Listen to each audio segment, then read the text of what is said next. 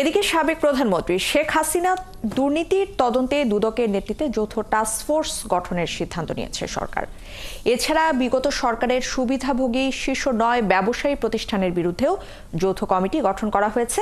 এদিন অস্বাভাবিক লেনদেনের এবং অবৈধ সম্পদ অর্জনের অভিযোগে নিক্সন চৌধুরী এবং তার স্ত্রীর বিরুদ্ধে মামলা করেছে দুদক। জেমসন মাহবুবের প্রতিবেদন।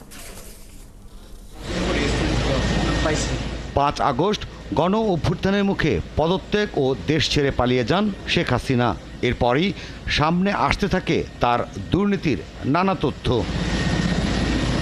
এসব তথ্য আমলে নিয়ে এরই মধ্যে অনুসন্ধান শুরু হয়েছে শেখ হাসিনার আমলে ৮ মেগা প্রকল্প থেকে ৮০,০০০ কোটি টাকা লোপাটের।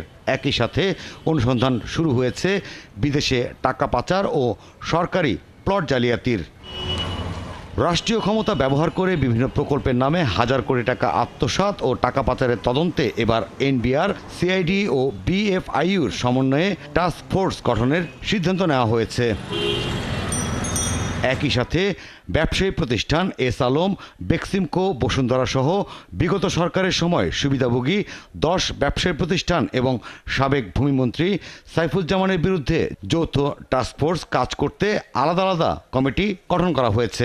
যেসব ক্ষেত্রে দালিলিক প্রমাণাদি পাওয়া গেছে সেসব ক্ষেত্রে নিয়ম অনুযায়ী আমাদের দুর্নীতি দমন কমিশন আইন ও বিধিমালা অনুসরণ করে অনুসন্ধান করা হবে। এদিন মামলা হয়েছে ফরিদপুর ৪ আসনের সাবেক সংসদ সদস্য নিক্সন চৌধুরীর বিরুদ্ধে।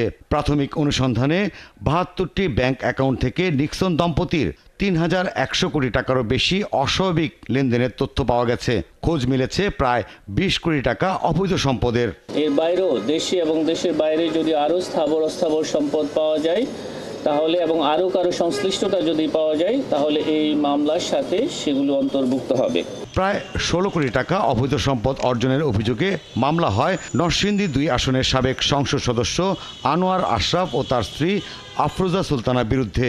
অনুসন্ধানে খোঁজ মেলে নামে বেনামে থাকা ৩০টি ব্যাংক অ্যাকাউন্ট থেকে ৪৪১ কোটি টাকা অস্বাভাবিক লেনদেনের তথ্য। বিভিন্ন প্রতিষ্ঠানের নামে দুদক মহাপরিচালক জানান, মন্ত্রী এমপিদের অস্বাভাবিক লেনদেনের সাথে বাংলাদেশ ব্যাংক সহ কোনো ব্যাংক কর্মকর্তা জড়িত থাকলে তাদের বিরুদ্ধেও আইনগত ব্যবস্থা নেওয়া হবে। আমাদের তদন্তকালে যদি ব্যাংকারদের কোনো সংশ্লিষ্টতা আসে তাহলে তাদেরকেও আইন আমলে আনা হবে।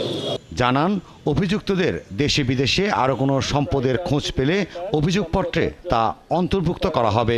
তাদের উভয়ের বিরুদ্ধে দুর্নীতি দমন কমিশন। জেমসন মাহবুব, ৭১, ঢাকা।